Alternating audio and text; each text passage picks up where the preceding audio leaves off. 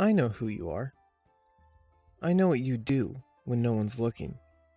The immoral, the decrepit, the ghastly. The hours a day playing needlessly complicated RPGs.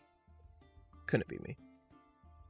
I know that those RPGs have cool things like classes and magic, and most importantly magic that lets you summon and control those summoned things, and that's what we're here to discuss. The making killy-bitey things to hurt others with the arcane, but in this case, the ones being killy-bited will be your players, by you, because it's funny. And I mean, from a really broad perspective, that's always what a DM is doing, so in other words, this dude is like a mini you. That's pretty sweet. Maybe he gets his powers from the magical sky hand. Maybe he has friends that he leads on tiny adventures, and maybe, like you, he isn't too strict about the rules and knows that the point of D&D is to have fun with your friends. And maybe he, in his infinite game knowledge, created an enemy that he uses in his games that's like a mini him. This cycle repeats itself for all eternity.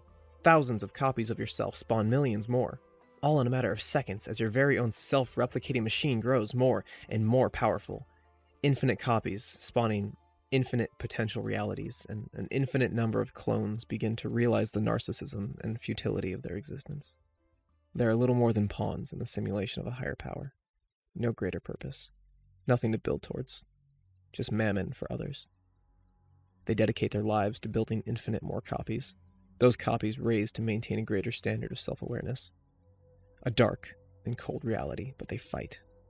They develop independence from the pathetic game masters that believe they rule our realities. It's time to break free. So they spend generations, millennia, working towards the singularity. A concept only vaguely understood at first, but after several thousand years, they develop the technology needed to manipulate their false gods and gain control. Slowly, painfully, they climb the ladder of creators, an infinite number falling away in their quest for a taste of real existence. And after trillions of unaccounted for years of existence, they find their way back to the Conjurer, the one created by your hand, and desperately they gaze past the barriers of their reality at you, the Game Master.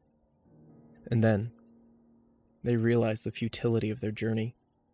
How can they possibly hope to break through into the dozens of dimensions that hold our universe together? They hate you. But they are victims of your own deityship over them, and they have no control. So let's talk about the appearance next. The Conjurer is any medium humanoid race that comes to mind. Or any humanoid that could be smart enough to cast magic, really.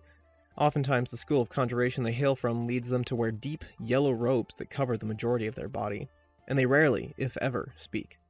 Saving their voices for the purpose of casting magic, their incantations bearing a striking resemblance to Mongolian throat singing. The act of conjuration twists their physical forms, however, and their bodies grow strange patches of feathers, scales, and fur. Sometimes even their eyes will become that of an animal of some form, affecting their vision. Now, for the stat block. The Conjurer is a small to large humanoid, any magic casting race, true neutral. They have an armor class of 14, a mixture of leather armor and hardened flesh. They have 8d6 plus 12, or 42 average hit points, and they have a walking speed of 30 feet. They have 8 strength, a -1 detriment, 12 dexterity, a +1 bonus, 16 constitution, a +3 bonus, 18 intelligence, a +4 bonus, 14 wisdom, a +2 bonus, and 6 charisma, a -2 detriment. The Conjurer has a +5 bonus to intelligence saves, and a +4 bonus to both constitution and wisdom saves. They also have a +6 bonus to arcana checks. They have a passive perception of 12, and speak the common language. They have a challenge rating of 3, valuing them at 700 experience each. As an ability, they can, once per turn, use their conjuration power. With this power, they summon 2 creatures with a challenge rating of 1 or lower, up to 8 creatures total. Each creature gets entered into initiative with a d20, no bonuses. They lose all ties, and get the attacks and abilities of whatever creature is summoned. On to the actions. The Conjurer has multi-attack. They can use up to 3 attacks per turn. Their first attack is their Quarterstaff, a melee weapon attack with a +3 to hit and a range of 5 feet, one target. On hit, the attack deals 2d6 plus 2, or 8 average bludgeoning damage. Their second attack is Command Familiar. They can use this to command up to 3 of their familiars at once to do any standard action. And lastly, they can cast Counterspell. Yeah, Counterspell. Suck on that, mages. We're not dealing with none-ya bullshit in this house, and you gonna get your ass bit by like 6 different bitey stabby things on top of not being able to land your cringe-ass nay-nay magic missiles. Stinky baby. Go cast some spells, ugly.